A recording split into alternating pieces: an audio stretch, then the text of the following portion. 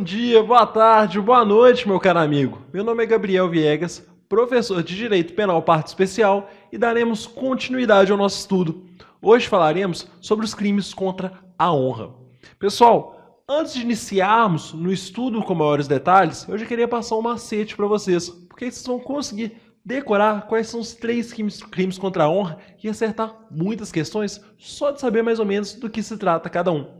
Em relação à difamação, eu peço atenção em relação à palavra Fa. Lembra de difamação com fofoca. Vamos imaginar que o pessoal daqui sai espalhando. O professor Gabriel namora. Só que o professor Gabriel, além de namorar, ontem estava no baile funk.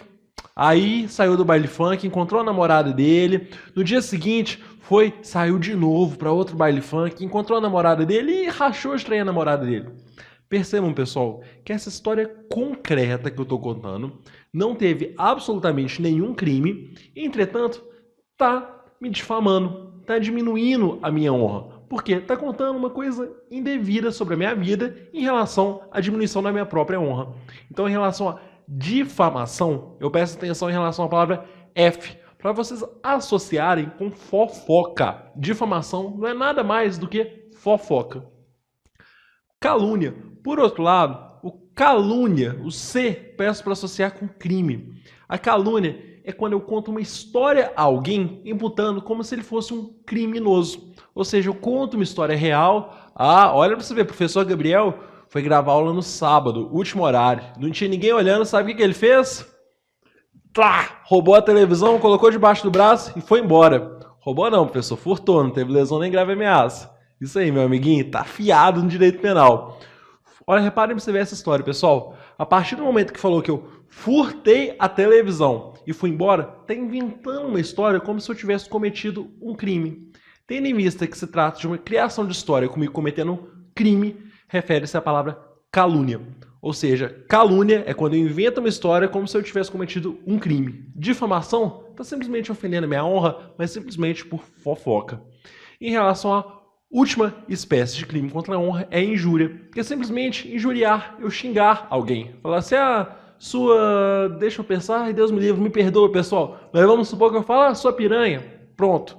Seu ladrão, pronto. A partir do momento que eu estou ofendendo alguém com alguma palavra de baixo calão, estou cometendo injúria. Agora sim, pessoal, já visto os 3 crimes contra a honra, mas eu vou passar com mais detalhes sobre cada um deles. Simplesmente foi um macete para vocês decorarem como é que era cada um. Vamos lá falar sobre a honra objetiva e a honra subjetiva. Apesar da OAB nunca ter cobrado isso, eu já vi muitas questões de concurso e principalmente em relação à Fundação Getúlio Vargas que faz a OAB pedir essa diferenciação, que é basicamente doutrinária, pessoal. Honra objetiva é aquilo que a sociedade pensa de mim. E a honra subjetiva é aquilo que eu penso de mim. Ou seja, a minha autoestima é a honra subjetiva. A minha fama, o que as pessoas pensam de mim, é a honra objetiva. E aí, pessoal, cada crime contra a honra vai atacar. Em determinado momento vai ser a honra objetiva e em determinado momento vai ser a honra subjetiva. Ali no caso concreto mesmo, vocês já vão perceber se está atacando a minha autoestima ou se está me difamando em relação às outras pessoas. Agora sim, pessoal, com mais detalhes, vamos falar sobre cada um deles. A difamação. Como já dito, é imputar fato desonroso não definido como crime em relação a outra pessoa. E a OAB já fez uma questão, conforme a gente já disse, a OAB algumas vezes ela faz algumas questões muito difíceis. A gente tem a impressão que é até mesmo para o aluno errar. Mas apesar de ser muito difícil, eu particularmente achei extremamente inteligente. Em que um sujeito inventou uma história de outrem que ele vivia indo no jogo do bicho. Pessoal, a pessoa já pensava, jogo do bicho é proibido. Logo lembro do esquema do professor Gabriel, calúnia, crime. Acho que quando espalhou que era jogado o jogo do bicho, o cara tá cometendo calúnia. Tá cometendo calúnia? Não. Sabe qual que foi o equívoco desse raciocínio que eu usei até agora? Pessoal, jogo do bicho não é crime. Jogo do bicho é uma mera contravenção. Por isso, se eu espalho que o fulano, beltrano ou ciclano está indo no jogo do bicho, eu não cometo calúnia, mas cometo difamação. Coloco isso porque a OAB já cobrou isso e foi muito inteligente, foi muito debatido em questão dos próprios cursinhos não duvido que volte a aparecer. Por isso, no seu caderno de anotação, dá um grife. Para você que está assistindo a aula pelo celular, dá um print screen. Grava essa informação para mim. Jogo do bicho não é crime. Por isso, se eu espalho que alguém está indo no jogo do bicho, estou cometendo difamação. Pessoal, a exceção da verdade é basicamente o seguinte fato. Quando eu sou processado por um crime contra a honra, em alguns casos, eu consigo vir a juízo e provar que aquilo que eu estou falando é verdade. A partir do momento que eu provo que aquilo é verdade, a minha punição é extinta. Mas reparem, pessoal, que difamação fofoca, ainda que eu prove que aquilo é verdade, eu estou cometendo um crime. Lembra do exemplo que eu falei? O professor Gabriel namora, mas foi no baile funk, fez isso, fez aquilo. Ainda que tudo fosse verdade, pessoal, não é certo ficar espalhando essas coisas. Por isso, o direito penal cuida disso na chamada difamação. E ainda que eu prove que é verdade, a minha punição não será extinta. Ou seja, em regra, a exceção da verdade não é possível na difamação. Professor, estou confuso, porque eu li seu slide enquanto você falava. Está falando que é possível sim. Sim, meus amigos. A exceção da verdade, ela só vai ser possível na difamação em um único caso. A exceção da exceção, que é possível apenas se o indivíduo for funcionário público e a ofensa que eu estiver fazendo através da difamação tiver alguma relação com o exercício da função.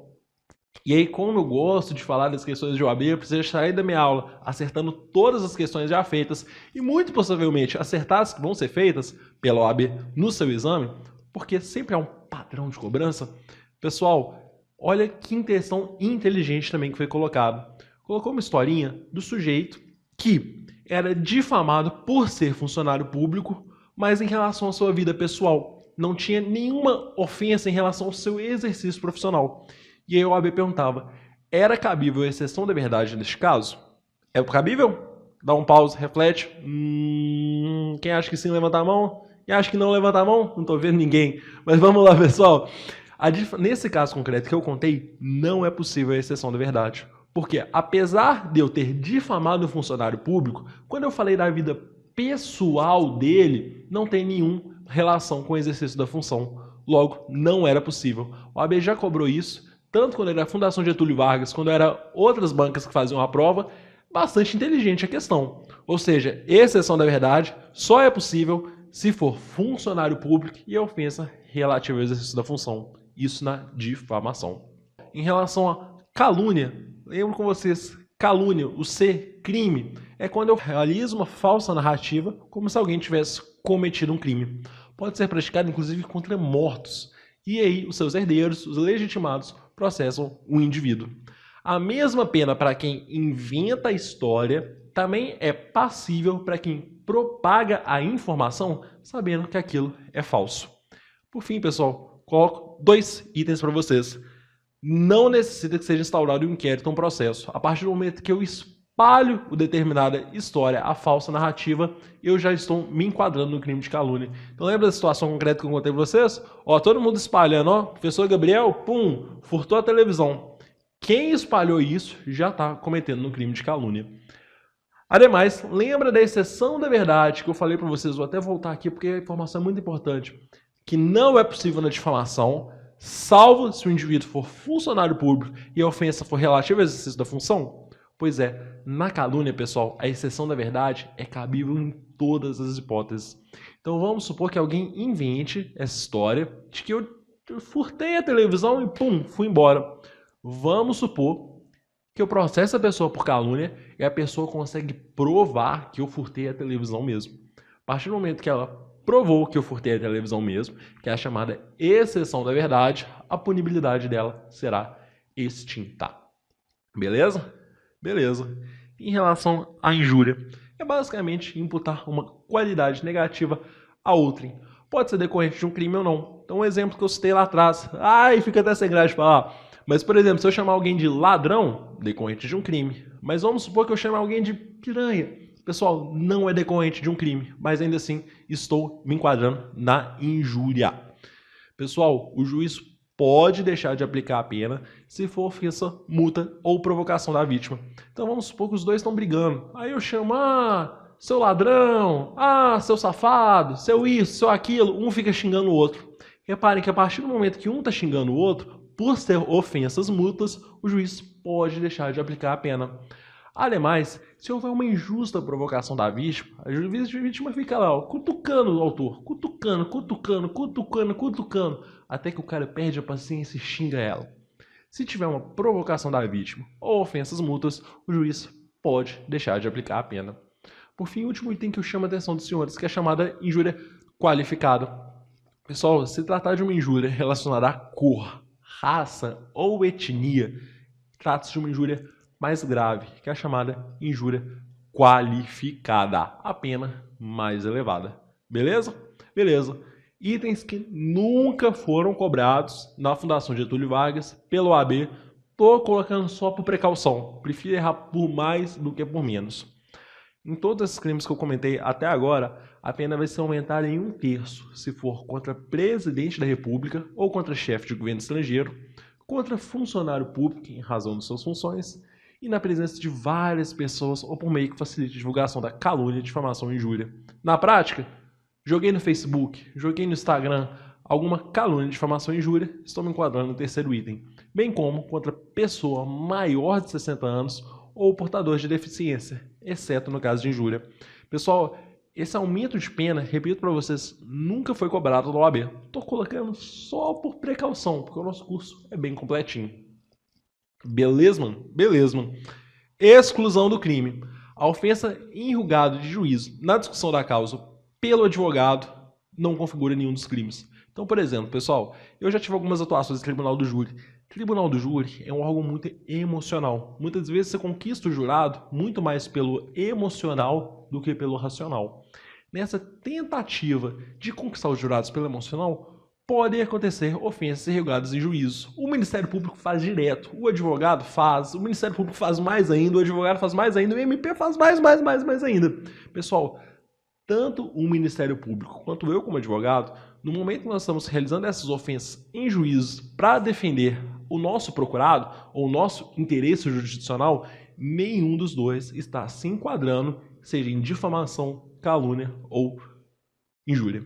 Opinião desfavorável ou crítica literária também não tem, salvo quando estiver ali realizada de má fé, ou se for um conceito desfavorável emitido por funcionário público em apreciação do seu próprio ofício.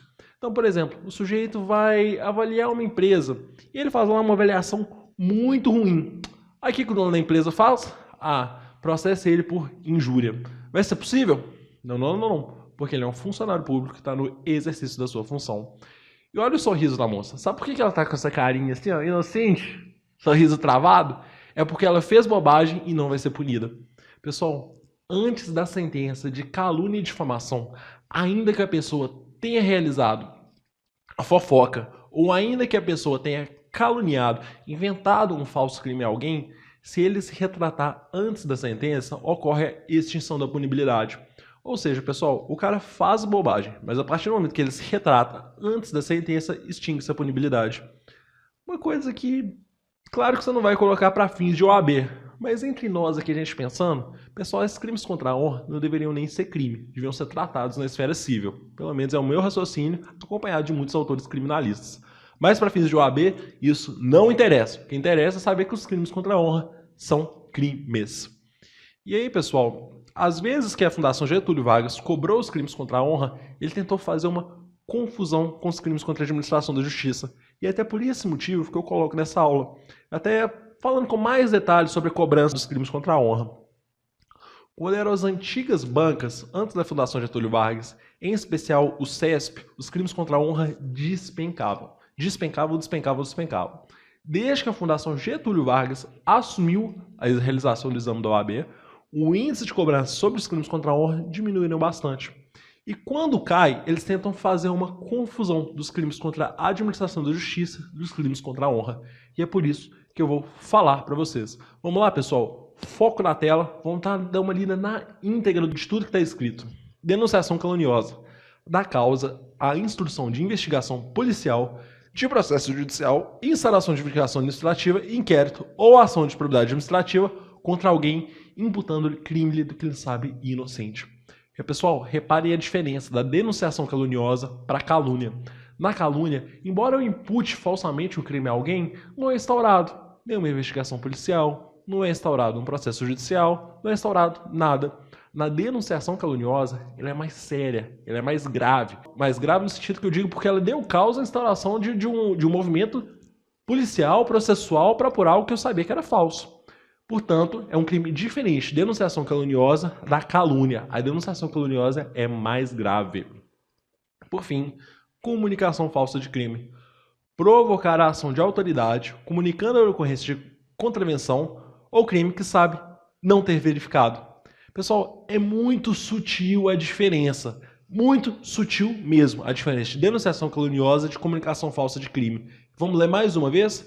Comunicação falsa de crime. Provocar a ação de autoridade, comunicando-lhe a ocorrência de crime ou de contravenção que sabe não ter se verificado. Aqui, eu estou comunicando um crime que eu sei que não existe. Diferente da denunciação caluniosa. Porque na comunicação falsa de crime, o crime não existiu mesmo. Eu só de sacanagem tô lá, fazendo o delegado ou a polícia trabalharem. Beleza? Pessoal, conforme dito para vocês, nossas aulas são muito sinceras sobre aquilo que cai e aquilo que não cai.